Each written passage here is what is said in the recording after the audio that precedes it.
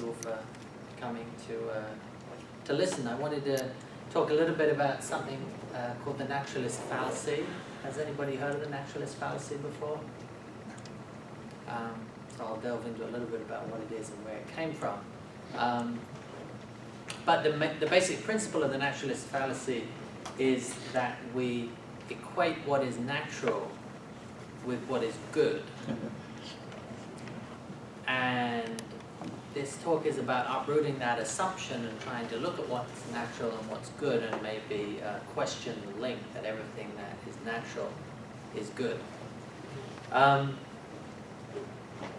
This is a store near where I used to live, down in Palo Alto, and the store is called Sprout. But then, does anybody know this store? It's down in the... There's a new one. Yeah. Oh, there's one here as well. On Oakland, on Broadway. Okay. So what? I'm saying Pablo, you know. But this isn't actually this is not Sprouts the grocery.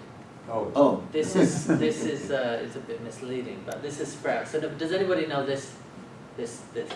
Well, I'm going to reveal little pieces of the title. So it says a natural and organic. Does anybody want to guess what it's going to say here? Agriculture. Say it again. Sorry, what was that? Agriculture. Agriculture. Anybody else? Cannabis. Cannabis. Anybody? Restaurant. Restaurant. Good. Anybody else? Well, it's got to be something funny, right? Otherwise you will ask. I Like, don't know. what Striptease club. was that? Looks like a bar. Looks like a bar. National Organic Bar. It could be. Anybody else? Jillian said brewery. Brewery. You can see the corner. So I saw this and I was stunned. I was like, wow. I only want to dress my children in clothes that are both natural and organic. And then I parked outside this and was going somewhere else, but I was just stunned that this was in front of me. And so I took a photo of it, and then when I took the photo, I realized that in the window were these plastic flowers. Oh boy. And this was while I was preparing this talk on the Naturalist Fallacy, and I was just like, oh boy. I mean, we really are, you know, we really have this conflux of ideas coming together. And then the next day I was on a plane, and I picked up the In-Flight magazine, which I don't normally do, but something, maybe the battery was out in my phone or something like that, and I flicked through it, and there was this advertisement for this thing called Naturalist. So of course it's naturally better, and it's naturally better that covers grey in one application. So it's a synthetic dye being used to colour somebody's hair to hide the natural colour, but it's called Naturalist, and it's naturally better. So we have this equation that naturally is good.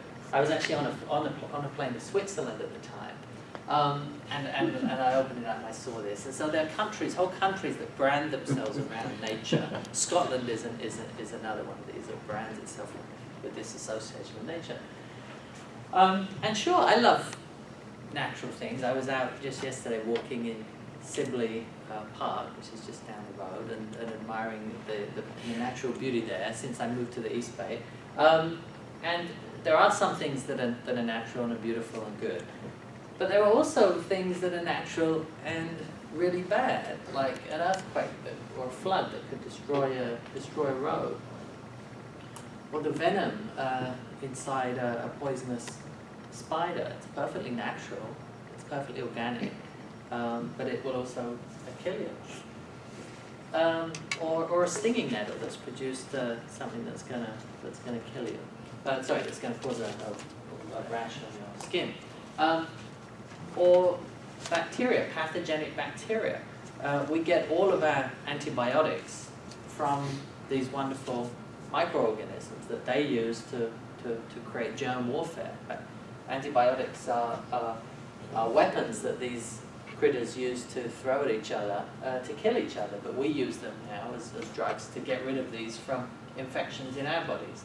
So the naturalist fallacy has a history, first with David Hume in the 16th century, who said the is-ought problem. He said just because something is doesn't mean that it ought to be. And it was kind of continued by John Stuart Mill, who, through his essay on nature, talked about what is natural and what is good. But the term the naturalist fallacy came from G.E. Moore. And it's this equation that anything that is natural is good. And of course, if you go back to what actually do we mean by nature, what is natural, and you go back 11 billion years to the Big Bang, I apologize, 13.8 billion years to the Big Bang. And you can see that this was perfectly natural as well, a giant explosion of hydrogen. That's all it was, a single proton and a single electron. And through the expanse and collapse of the universe multiple times, we've got the evolution, molecular evolution of larger molecules through time that have more electrons, neutrons, right up to all 128, which 118, thank you, which create the periodic table. So you have this wonderful array of natural elements and natural molecules, which everything on Earth and in the universe is made from. And when you look at what life is, and you could call life organic and natural, it's really made up of these 6 elements. So hydrogen being the simplest, which is 1 proton and 1 electron, through carbon, oxygen, nitrogen, sulfur, and phosphorus. And everything we have that is biology is made from these 6 building blocks, whether they're amino acids and proteins, or whether they're nucleic acids like DNA and RNA. And so here's an example of DNA, just this wonderful double helix, which you're probably familiar with seeing from a textbook. And you can see, again, just hydrogen, oxygen, nitrogen, carbon, and phosphorus are the basic elements that make up DNA. So it's all natural, it's all organic.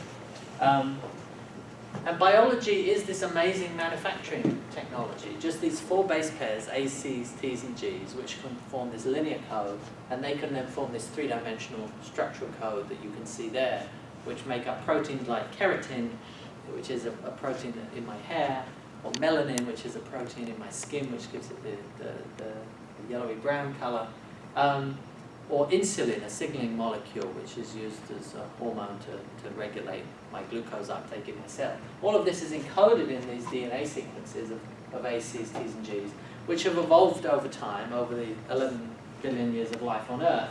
And they've evolved mostly inside things called cells, which, as you know, can replicate. So all of this machinery has evolved over the last 11 billion years. And it's evolved, the genome of which is wrapped up tightly in chromosomes and inside of cells. And we can thank one thing for the evolution of us over the last 11 billion years. And that thing that we can thank is this wonderful natural phenomenon, which is called mutation. And so when you look at this natural phenomenon that's taken place, and you look at some of the very primitive DNA that was found in some of the bacteria that I showed on the screen earlier, you can trace back proteins in my body and in my genome to the bacterial genome. And there's not a single DNA base pair that is different. We share some of the core fundamental molecular biology that those microorganisms have. I share it, you share it, and they share it. But the rest of the things that have changed over time are all to do with various forms of mutation. A mutation which is changes in those A's, C's, T's, and G's, and that might change my hair color from brown to blonde because of a mutation in a gene that changed a mutation in a protein. Or any other change about me that might make me a different human or a different animal or a different plant. So that's part of natural selection. It's single sequence can have a few changes, and that could trigger, and you could have one species here and the other species there, or one human here with blue eyes and one human there with brown eyes. It's all to do with natural changes in DNA. So we need to embrace this change that's been happening and accept that changes to genetics. Genetic modification is something that's been very, very good for DNA on this planet and very good for life on this planet. And it continues now through Darwin looking at his finches that he saw on the Galapagos, to some of the changes that we see under natural systems, such as through agriculture. If you look at how the avocado was when it was first domesticated over 10,000 years ago, with this giant seed and very little flesh around it, to what it is today, a nice Hass avocado from San Diego, which we've grown to make it full and fleshy. Now it's changes, it's natural changes in the DNA from crossing to avocado plants that have caused, and then selecting for the avocado with the fleshier fruit, that's caused these changes in agriculture. You could also look at teosinte, which is the corn, and how it looked 10,000 years ago, and to how it looks today. It looks much more delicious today than it did 10,000 years ago, because we've been selecting for the most delicious corn, the fattest corn, the sweetest corn, without really knowing what's going on at the genetics, but at the underlying level are these mutations that are taking place. Or the banana, which again you wouldn't probably want to eat one of these, but now we've bred the banana so that it's large and sweet and the seeds are practically gone. So gone so much that we can't actually breed bananas anymore, that instead we have to take clones from the banana plants because we've outbred the ability for them to grow fertile seeds. So, all this talk about mutation, all this talk about genetic modification is because I want to bring up a very dirty word, particularly in Berkeley. How many people here have eaten a GMO before? How many people have never eaten a GMO before? How many people don't know? So I wanted to talk about GMOs because it's a dirty word to a lot of people. But in particular, I want to talk about GMOs and GMO labeling, because there was an initiative to label GMOs. The agriculture industry fought it, the scientific community fought it. They won. There was no labeling of GMOs, but they lost, really, because of the non-GMO project, which is now this anti-label, which gets stuck on things like strawberries, when there aren't even any GMO strawberries on the market. So I wanted to bring it up because I wanted to propose a different form of labeling. That everything around us through agriculture is a GMO, whether it's a naturally bred GMO or whether it's a GMO that's been edited into the plant or crossed with another plant. I think it would make more sense if we could put a percentage on the amount of DNA that's been changed in a plant. And so you could say, well, these avocados are 0.2% GMO based on when we first started domesticating to where they are today. Or we could say this corn is 0.5% GMO based on the modifications that we've put into the plant to have it grow or to be pesticide free. All these bananas are 0.4% GMO because they've been edited so that they're resistant to a particular virus. I think this kind of labeling makes a bit more sense rather than blanket labeling of GMO and fear about genetic modification. We have to understand that genetic modification has been part of where we've come from, and it's certainly part of where these fruit and vegetables have come from. So I wanted to end on a couple of quotes, one by a philosopher, Bo Bennett, who said, "We go against nature all the time, and we cannot sometimes use nature as a moral baseline, and at other times condemn her for her careless attitude and indifference towards the human race." So he's saying sometimes we can't pick and choose when we want to use nature as this bastion that we hold up and at other times condemn it. And the second is John Stuart Mills, who says, a wise man or woman proportions his belief to the evidence. And I think it would benefit us to look more at some of the evidence, rather than making a decision based on our feelings alone. And so with that, I'll thank you and I welcome a discussion. Too short, So- too short. What fraction